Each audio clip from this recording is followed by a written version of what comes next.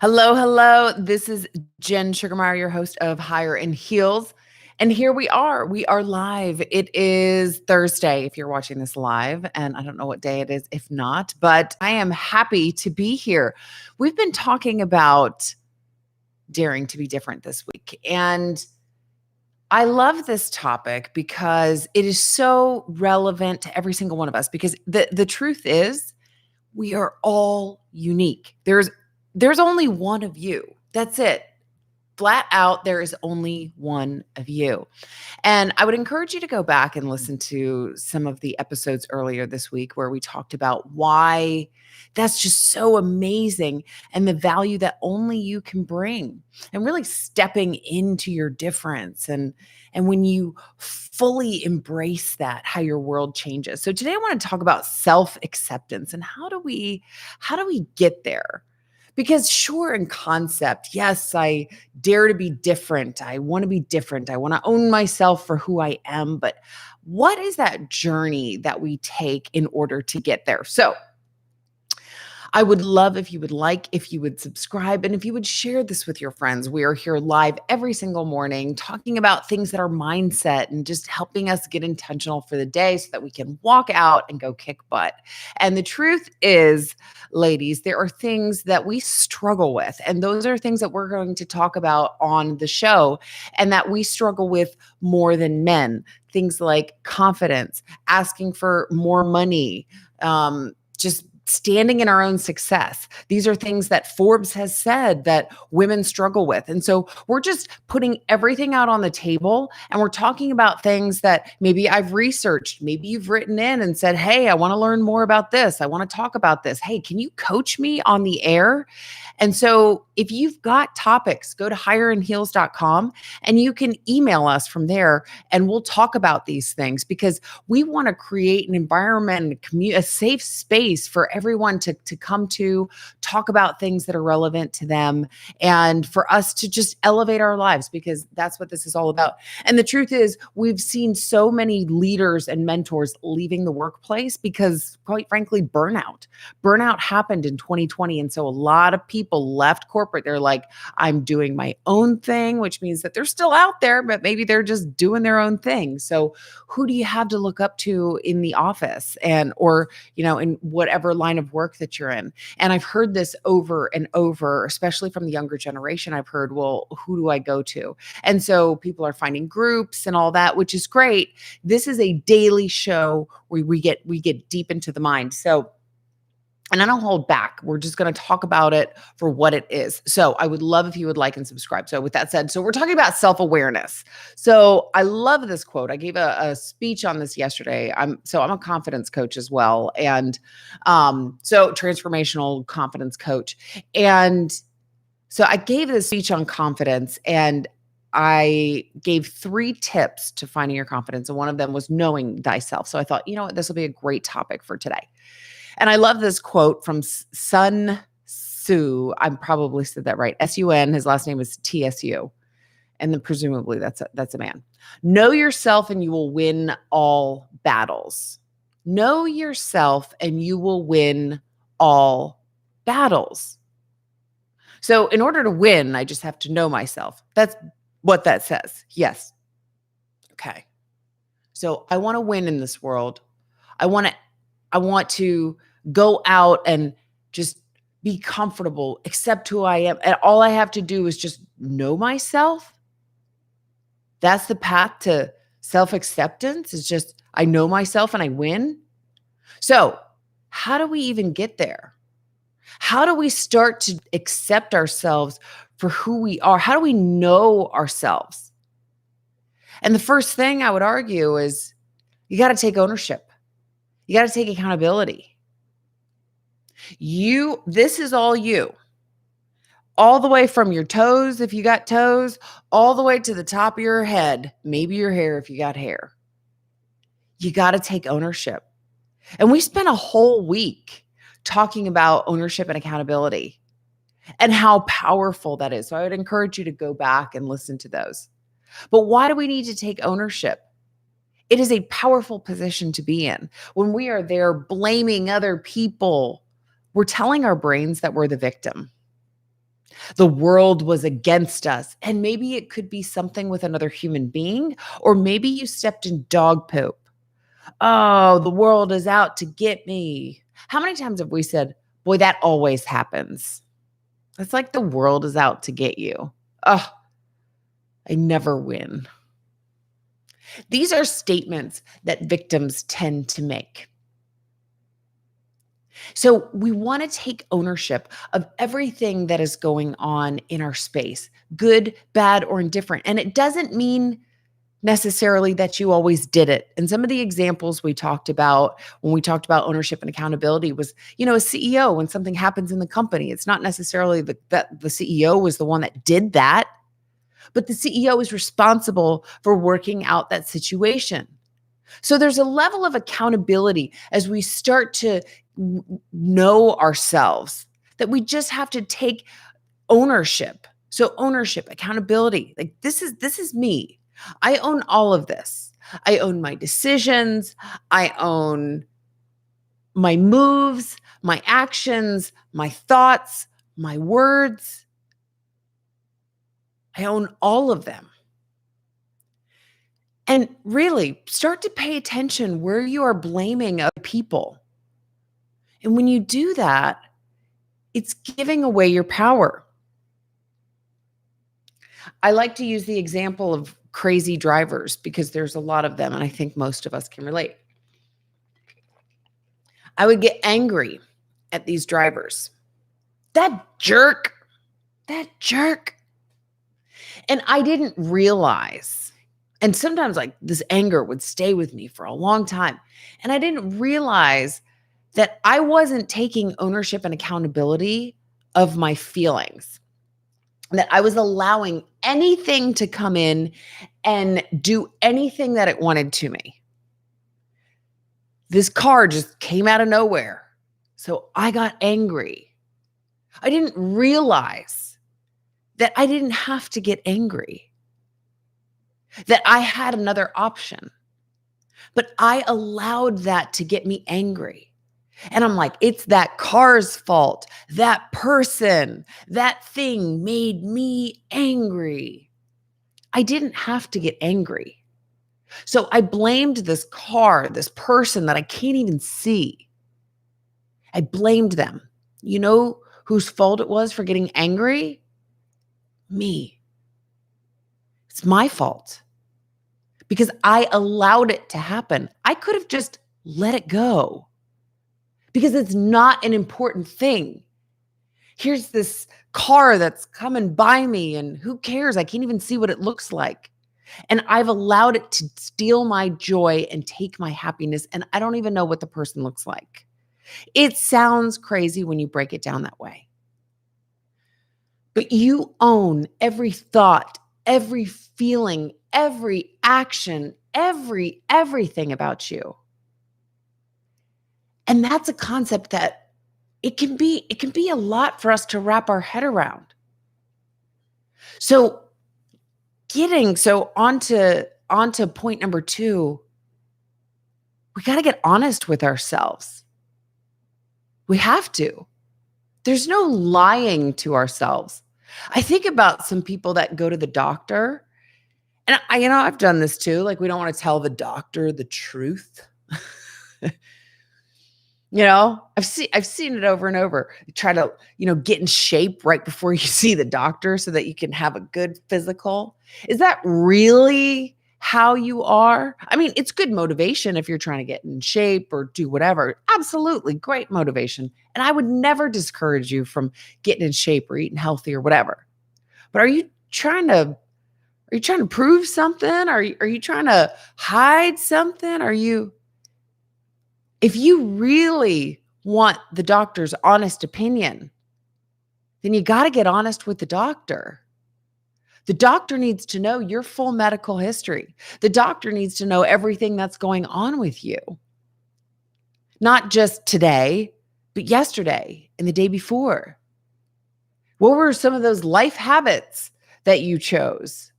What were some of those, maybe you had, something you struggled with mentally for a few years. Maybe you do, stress or, depression or, you know, anxiety. You don't want to lie about these things. So getting honest with yourself is how you're going to start to understand what's really going on with you. Oh, I'm not mad. I'm laughing because I think of some guys, that are like, "Oh, don't get mad." And the woman's like, "I'm not mad." Is that you? Is that you? I've been there. I'm not like above this, like this doesn't apply to me. This 100% applies to me. You got to get honest with yourself. You can't lie about these things. You got to ask yourself, how am I? How am I doing? And let me say this. Knowing yourself is just knowing your strengths and your weaknesses. This isn't about self-improvement or where I could be or anything. This is accepting you for where you are today. And you can absolutely have roadmaps for the future. But if you don't know where you're starting and you don't know where you want to be, how do you create that roadmap? You have to baseline your world. It's like a project. So I think about in project management, what do the project managers do? They say, here's where we are today, here's the end state, and they develop a roadmap of all the things that need to happen in between here and there. But if you don't know where you're starting and you don't know where you're ending, how do you figure out the middle? So the project manager has to know very clear what that looks like. Do you have resources? Do you not have resources? Do you have to go out and buy things? Do you have the right amount of staff? All the logistics that go into how much money do you need? Do you have the money? Do you have to find the money? Whatever. All the things that go into it, you got to baseline. You got to baseline where you're at. So accepting yourself doesn't mean this is it. I'm stuck with this for the rest of my life. When I acknowledged that I had some anger issues, I had to work on them. And when I'm talking about anger, I'm talking about those drivers. Why were they getting me so angry? Why did I get pissed off when I saw somebody park like a moron in two spots? Why?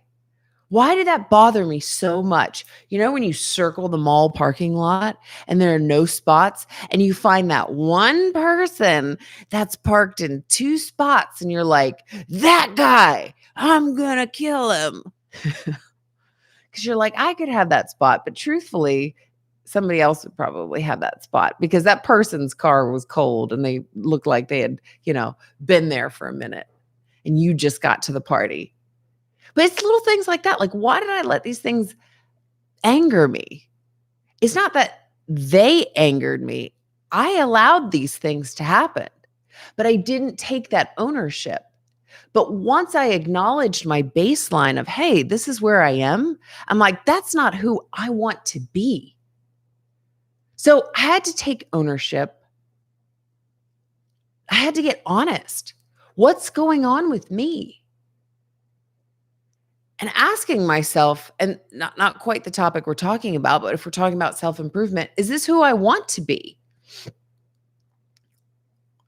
Yeah. You got to get quiet. You got to ask yourself these questions.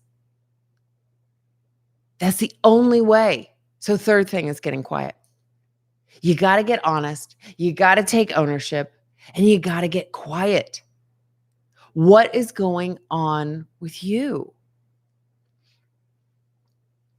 Again, we're not talking about that this has to be the duration, that this is who you are for the rest of everything. But if we are going to baseline who you are, and maybe, you come to find out that, hey, this is it and I love this. Great. I'm not here encouraging you to figure out who you are so you can change everything. I would love for you to accept every single piece of you because you have been uniquely and wonderfully made. You may find these little tweaks that you need to do along the way, but you got to baseline where you're at in order to figure out where you want to be.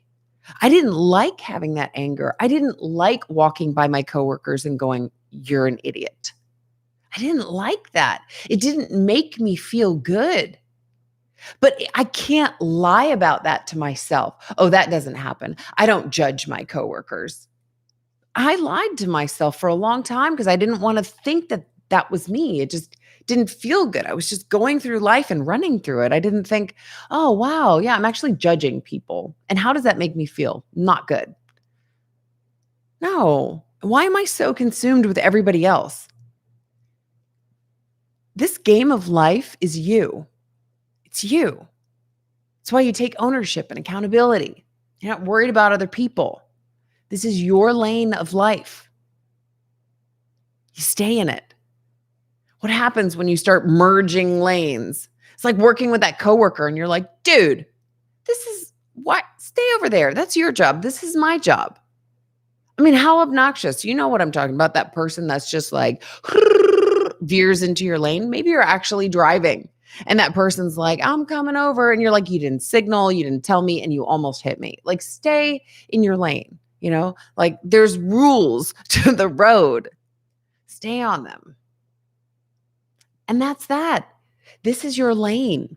And when you start to focus just on you and not worrying about everybody else, this is the path to self-acceptance. When you realize it's just you against the world. Now, I'm not saying this like you don't get support, that's not what I'm saying. But you are the only one that when you close your eyes at night, you see the back of your eyelids. That's it. Nobody else sees that. That was one of the biggest things that I realized for me as I started to accept being 6'1". I would go home and I would take these comments that people would say, good, bad, or indifferent. It was all in how I translated them. They would say, oh, you're so tall, or why do you wear heels, or you're too tall, or whatever they were saying.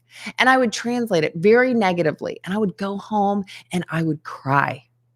I remember this. I would go home and I would cry. And at the end of the night, I realized, why am I holding on to these things? Because these people aren't thinking about me. They're not at home going, Jen Sugarmeyer's so tall. Huh. They're not. So why am I? And I'm just going to love and accept it. And we get into this mode of, how do I accept me if the world doesn't accept me? Flip that around. How is the world going to accept you if you don't accept you? If you say, I don't like who I am, why is somebody else going to say, no, wait, let me stand up and advocate for you? Because they're worried about themselves, or they need to be. We all are our own support system. We said yesterday, nobody walks into the Nike store and is like, I'm going to pay $5 for this. The store owner would be like, yeah, except it's $99.95. So that's what you owe, not $5. Thanks. That's like a nice try. It is the store, it's the company, it's the maker that puts the value on that. Only you can put your value on you. That's just how it works. And if you don't put a value on you, then yeah, maybe other people are coming up in and saying, hey, you're only worth this. And you're like, you're right. Because you haven't set that standard. So you need to accept who you are. So on this path, just 3 things. That's all we want to focus on today. You got to take accountability and ownership of everything in your space. The thoughts, the actions, the words. Yeah, but that driver, it doesn't matter. You got angry. That's on you. You didn't have to get angry. You could have been happy. You could have laughed. You could have just not done anything. That was on you. That's what I mean about ownership and accountability. Everything that comes through, that's passing through, everything that's happening, every action that's taken. Even if you're like, man, that was really stupid. Why'd I do that? Do you ever do that? Yeah, I do it. I'm like, oh, why'd I do that? But then you learn, you grow, and you move on. Take ownership and accountability. Get honest with yourself. There is no way to lie and make improvement, or lie and understand. Then it's just like putting Band-Aids on everything. Like, you don't actually, like, the wound doesn't heal if the Band-Aid is there, you know what I mean? Like those wounds that it's like, oh, you need air in order to let that thing dry out. I mean, yeah, put a Band-Aid if you're bleeding, right? But yeah, I mean, it's got to have some fresh air so that your wound can heal. So that you have to get honest with yourself. You can't lie. And lastly, get quiet. Get quiet with your life and start to pay attention, start to understand the things that are going on around you. So, 3 steps to self-acceptance, and when you know yourself, you will win all battles because you know how to navigate. It's like playing that chess game and just knowing the moves and the players, and you're like, "This is the game." When you're really good at it, know yourself and you'll win all battles. So, we're going to end this for today. I'm excited. Tomorrow's Friday. I got a lot of writing to do. My 3rd book is coming up. I am so excited. So stay tuned. I want you to connect with me on social media. Jen Sugarmeyer. That was a really long one. Jen Sugarmeyer is my name. Sugar with an E. Go out and find me on social media. I'm on all the things. You're welcome to connect anywhere. Go to Higher in Heels and let us know what you want to talk about. And remember to like, subscribe, and share with your friends. I will see you here, same time, same place tomorrow. That is 6 a.m. Central. So we're coming up. We want the world to know we're gonna let it show. That's right, because we're coming up. We want the world to know we're gonna let it show. That's right, ladies. I will see you here tomorrow. Peace.